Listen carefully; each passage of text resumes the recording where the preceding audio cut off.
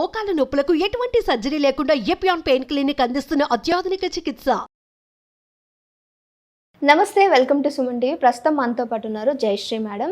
ఇప్పుడు మలబద్ధకం అనేది చాలా ఎక్కువగా చూస్తూ ఉన్నాం కదా, సో అసలు ఎందుకు వస్తుంది, దీనికి కారణాలు ఏంటి, దీనికి తీసుకోవాల్సిన జాగ్రత్తలు ఏంటి అనేది మేడం అడిగి తెలుసుకుందాం. నమస్తే మేడం. నమస్తే. సో మేడం ఎలా ఉన్నారు? Good good good. సో ఇప్పుడు వరకు చాలా టాపిక్స్ మాట్లాడుకున్నాం, మనం చాలా వీడియోస్ కూడా చేసాము. సో అయితే ఇప్పుడు ఏంటంటే ఈ మలబద్ధకం అనేది చాలా వరకు ఎక్కువగా అందరిలో చూస్తూ ఉన్నాం. సో చిన్న పిల్లల్లో కూడా చాలా లేజీగా ఉంటూ ఉన్నారు. సో దీనికి కారణం ఏంటి మేడం? సో మోస్ట్లీ మనం చిన్నపిల్లల్లో చూసుకుంటే టాయిలెట్ ప్రాక్టీస్ అనేది ఇంపార్టెంట్.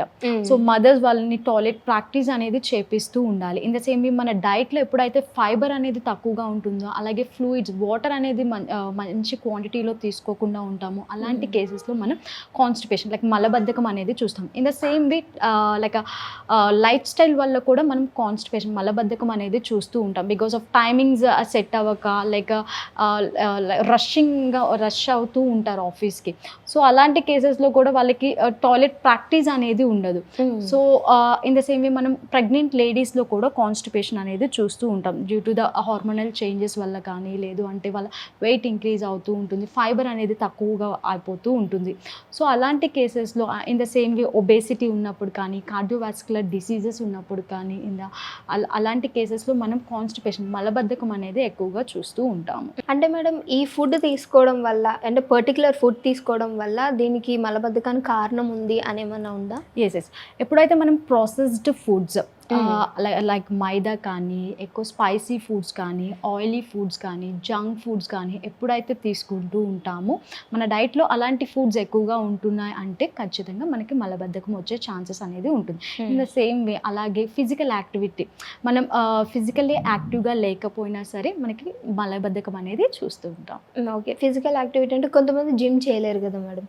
సో వాళ్ళకి హెల్త్ ఇష్యూస్ ఉండొచ్చు, మేబీ మోకాల నొప్పులు ఉండొచ్చు, నడుము నొప్పి ఇలాంటివి ఉంటాయి, మజిల్స్ పెయిన్స్ కూడా ఉంటాయి. సో అలాంటి వాళ్ళు ఏ టైప్ ఆఫ్ యాక్టివిటీ చేస్తే బాగుంటుంది అంటారు? మోస్ట్లీ ఫిజికల్ యాక్టివిటీ అంటే మనం జిమ్మే చేయని అవసరం లేదు. ఒక 10 to 15 minutes వాకింగ్ చేసినా, లేదు కూర్చుని, ఎవరైతే మోకాలు నొప్పులు అట్లా ఉంటారో వాళ్ళు కూర్చుని కొంచెం బాడీ స్ట్రెచెస్ అవి చేస్తూ ఉంటే సరిపోతుంది. ఓకే, సో దీన్ని రాకుండా ఏం చేయాలి మరి? సో మన డైట్లో అనేది గుడ్ అమౌంట్ ఆఫ్ ఫైబర్ ఉండేలాగా చూసుకోవాలి. సాల్యుబుల్ ఫైబర్ అలాగే అన్సాల్యుబుల్ ఫైబర్. సో మనకి వెజిటేబుల్స్లో, కూరగాయల్లో, ఆకుకూరల్లో, అలాగే హోల్ గ్రెయిన్ ఫుడ్స్లో మనకి ఫైబర్ అనేది ఎక్కువగా ఉంటుంది.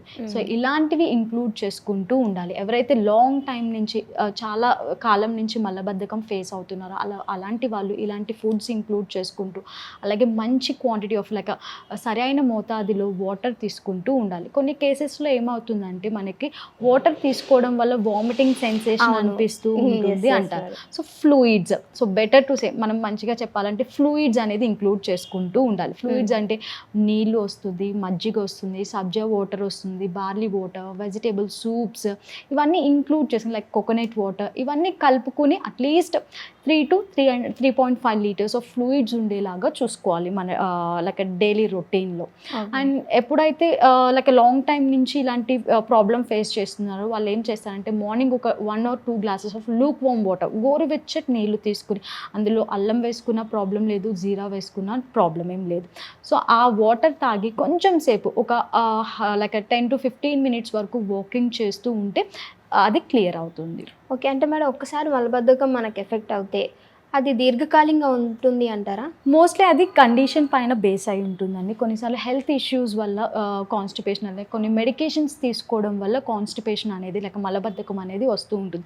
సో అలాంటి కేసెస్లో మన డైట్ అనేది హెల్ప్ అవుతుంది. ఇది లైఫ్ లాంగ్ ఉంటుందని కాదు. సో మలబద్ధకం అనేది వేరే ఒక మేజర్ ప్రాబ్లంకి ఒక సిమ్టమ్ అని అర్థం చేసుకోవచ్చు. ఓకే, సో దాన్ని మనము డాక్టర్ దగ్గరికి వెళ్ళి, మన గ్యాస్ట్రోఎంట్రాలజిస్ట్ దగ్గరికి వెళ్ళి ఏంటి అనేది, దానికి ఒక లైక్ ప్రాబ్లం ఏంటి అనేది తెలుసుకోవాలి. సో దాన్ని బట్టి మనకి దీర్ఘకాలం ఉంటుందా, లేదు అంటే కొంతకాలమే ఉంటుందా అనేది మనకు తెలుసు. అంటే పిల్లల్లో కూడా చాలా ఎక్కువగా చూస్తూ ఉంటాం మేడం, వాళ్ళు కూడా చాలా లేజీగా ఉంటూ ఉంటారు. అందుకనే పేరెంట్స్ ఏం చేస్తారంటే బయట నుంచి ఫుడ్ తీసుకొచ్చి ఇచ్చేస్తూ ఉంటారు. సో అలాంటప్పుడు వాళ్ళు బాగా వెయిట్ గెయిన్ అయిపోయి లేజీగా తయారవుతున్నారు. సో వాళ్ళకి ఎలాంటి ఫుడ్ పెడితే మంచిది అంటారు? సో ఇక్కడ చూసినట్లయితే మనకి హెల్దీ ఫుడ్స్ కన్నా అన్హెల్దీ ఫుడ్సే ఈజీగా అవైలబుల్ ఉంటున్నాయి మార్కెట్లో. మోస్ట్లీ ఏంటంటే వర్కింగ్ ఉమెన్స్ ఉన్నారు, మోస్ట్లీ వర్కింగ్ ఎంప్లాయీస్ ఉన్నారు.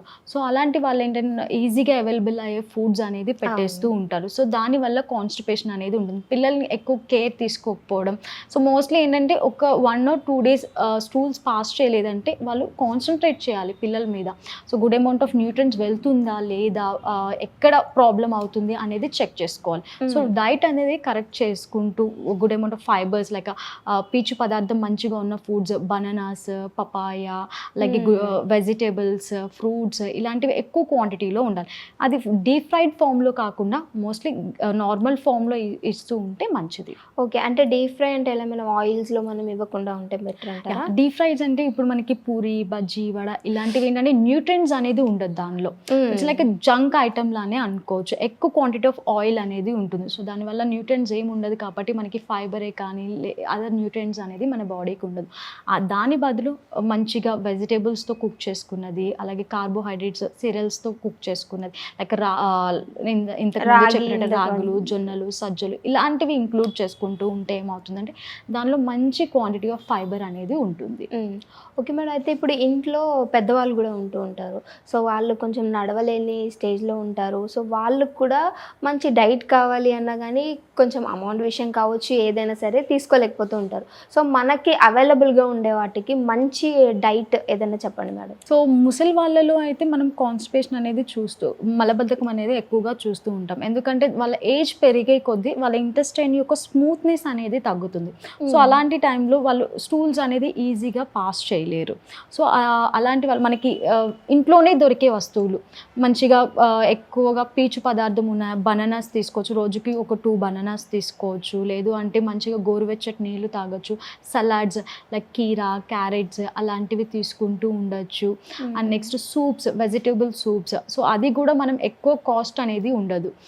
అలాంటివి ఇంక్లూడ్ చేసుకుంటూ, అలాగే కొంచెం జీలకర్ర, ఏ ఫుడ్ తీసుకున్నా సరే కొంచెం జీలకర్ర తీసుకుంటూ ఉండాలి. అలాగే వాళ్ళు ఎక్కువ వాక్ చేయలేరు కాబట్టి బెటర్ కొంచెం కూర్చుని చిన్న చిన్న బాడీ స్ట్రెచెస్ అవి చేసుకుంటూ, బ్రీతింగ్ ఎక్సర్సైజెస్ చేసుకుంటూ అలా చేసుకుంటూ వాళ్ళు కొంచెం మలబద్ధకాన్ని క్లియర్ చేసుకోవచ్చు. Okay madam, thank you. Okay.